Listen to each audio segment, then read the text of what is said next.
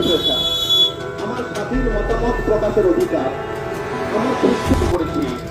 তারপরে যখন আমি চতুর্দিকে তাকাই তখন একটা প্রশ্ন বারবার দেখা যায়, এই শব্দটাকে সত্যি সত্যি নিজের মধ্যে লালন করা, পালন করা যাবে কিনা সেই আশঙ্কায় আমরা রয়েছি। সুতরাং নতুন করে আমার ওদিকে তাকানোর দরকার নেই।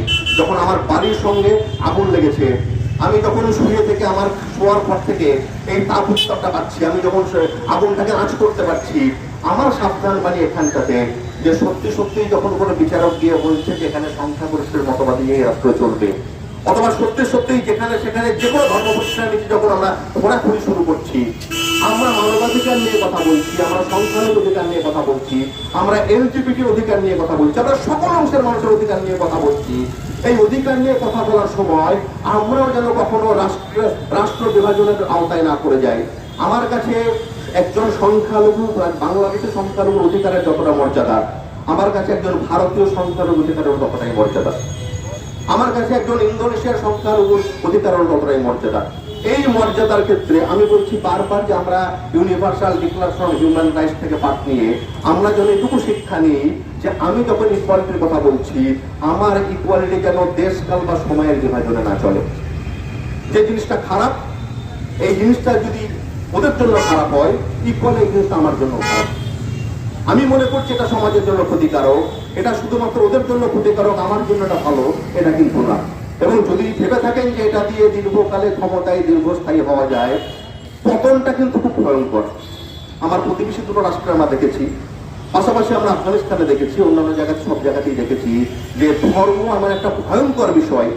এটা ব্যক্তিগতভাবে আপনি চারণ করুন, ব্যক্তিগতভাবে পালন করুন, বাড়ির মধ্যে ধর্মাচরণ করুন।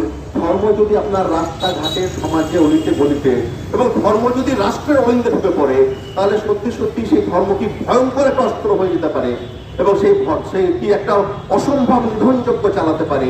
আমরা আমাদের চারপাশে প্রতি মুহূর্তে সেটা দেখছি। আজকে universal declaration of human rights এর ৭৬তম বছর। আমি বলছি আমার শিক্ষার অধিকার, আমার শিক্ষার অধিকার প্রতি মুহূর্তে খর্ব হচ্ছে। আমার কাজের অধিকার তখন থাকবে যখন আমার মোবিলিটি বা মুভমেন্ট থাকবে। আজকে ত্রিপুরার ছেলেটি যদি গুজরাটে গিয়ে নিরাপদ না হয়, পশ্চিমবঙ্গের ছেলেটি যদি রাজস্থানে গিয়ে নিরাপদ না হয়, যদি সত্যি সত্যি রাজস্থানে কাজ করতে গিয়ে পৈশাচিক ভাবে খুন হতে হয়, যে খুনের কারণ কোনোদিন জানা যায় না, এবং সেই খুন করার পরে সেই রক্তমাখা অস্ত্রটা সোল্লাসে সোশ্যাল মিডিয়াতে মেলে ধরে, চিৎকার করে, এবং পরবর্তী সময় দেখা যায় খুনির কিছুদিনের জন্য হাজতবাস হয়। হাজত থেকে বেরিয়ে আসার পরে সেই খুনিকে বর মাল্য করিয়ে তাকে সংবর্ধনা দেওয়া হয়।